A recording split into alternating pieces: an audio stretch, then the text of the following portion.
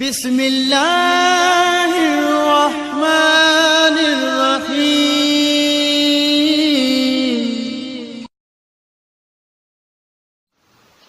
أعوذ بالله من الشيطان الرجيم بسم الله الرحمن الرحيم الحمد لله رب العالمين والصلاة والسلام على أشرف الأنبياء والمرسلين وآله الطيبين الطاهرين المعصومين المظلومين واللعن الدائم على أعدائهم الملعونين أما بعد فقد قال سبحانه وتعالى في كتاب المجيد بسم الله الرحمن الرحيم الفتنة أشد من القتل सामीन नाज़रीन असांजी हीअ ॿी निशस्त फितनो ऐं मोमिन जूं ज़िम्मेवारियूं जे उनवान सां फितनो अर्ज़ु कयोसीं त कंहिं शइ खे अहिड़े नमूने सां बिगाड़णु जो सम्झ में ॻाल्हि न अचे इन कैफ़ियत खे फितनो चयो वेंदो आहे। फितनो वाक़ियात पेश कयासीं जिन में सम्झ में न पिए आयो त हर कुझु कहिड़े पासे आहे उन वक़्त जे माण्हुनि खे ईअं फितनो हक़ीक़त में मोमिन लाइ आज़माइश आहे।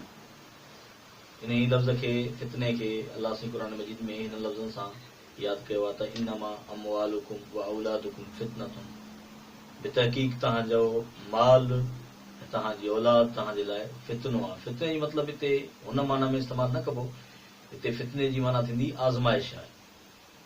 जेको बि फितनो आहे उहो मोमिन जे लाइ मोमिन जी बि निस्बत आज़माइश हूंदी आहे। फितना घर उनखे फितनो करे ठाहींदा आहिनि, फितना परवर उनखे पंहिंजे तरीक़े सां वधाईंदा आहिनि, लेकिन मोमिन लाइ इहो फितनो आज़माइश हूंदी आहे, इम्तिहान हूंदो आहे। त फितनो आज़माइश ऐं इम्तिहान आहे।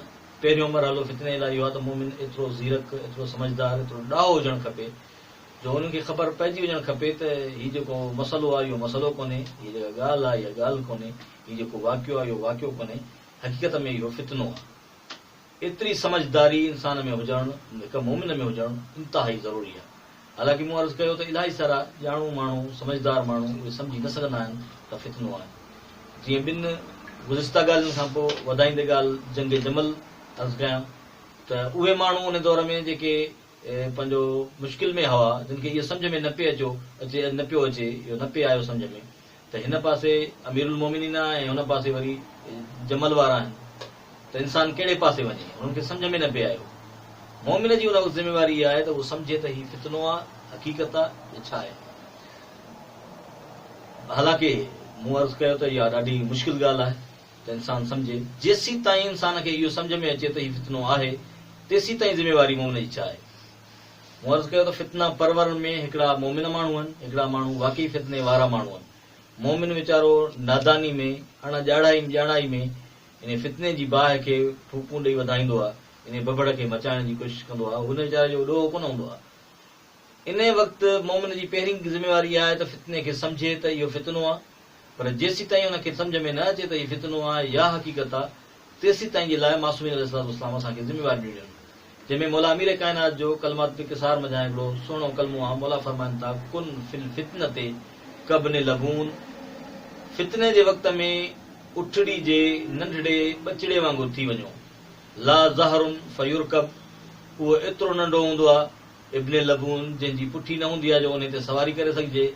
फला ज़रउन फयुहलब, न वरी उन जा थण हूंदा आहिनि जो उन मां खीर ॾोही सघिजे। माना फितने जे वक़्त में तव्हां एतिरा ख़ामोश ऐं पुरसुकून हुजो जो फितने खे बाहि ॾियण वारा तव्हां मां फ़ाइदो न वठी सघनि। फितने वारा तव्हांखे तव्हांजे ज़रिए सां इन कम खे इन मसइले खे बिगाड़े न सघनि। हाणे इन साॻे ई मतिलब जी हिकिड़ी रिवायत इमाम अली नकी अलैहिस्सलाम जिन खां नक़ल आहे। मौला अली नकी अलैहिस्सलाम जिन हिकिड़ो ख़त बगदाद जे कुझु माण्हुनि ॾे लिखियो। हाणे उहो वक़्तु आहे इहो जंहिं वक़्त में बगदाद में हलियो पियो फितनो त क़ुर शरीफ़ पहिरीं खां वठी आहे या अलाह साईं खां पोइ अलाह साईं उनखे बाद में बनायो आहे, क़ुर क़दीम आहे या हादिस आहे, अहिड़े क़िस्म जी बहस हुई जेको फितनो हो।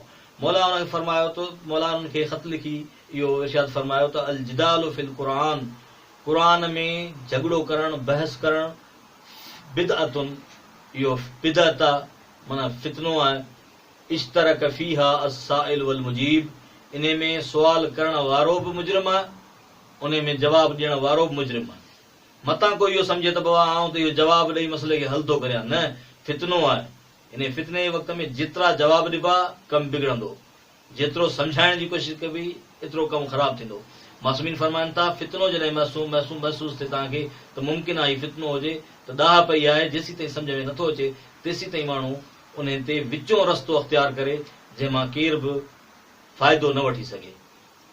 हेतिरे ताईं गुफ़्तगू इन ते आई त जेकॾहिं फितने में सम्झ में न अचे त हक़ीक़त छा आहे, ओॾी महिल मुमिन जी ज़िमेवारी छा आहे। आईंदा गुफ़्तगू में इंशाअल्लाह इन खां अॻिते आराइज़ पेश कंदासीं। अस्सलामु अलैकुम वरहमतुल्लाह।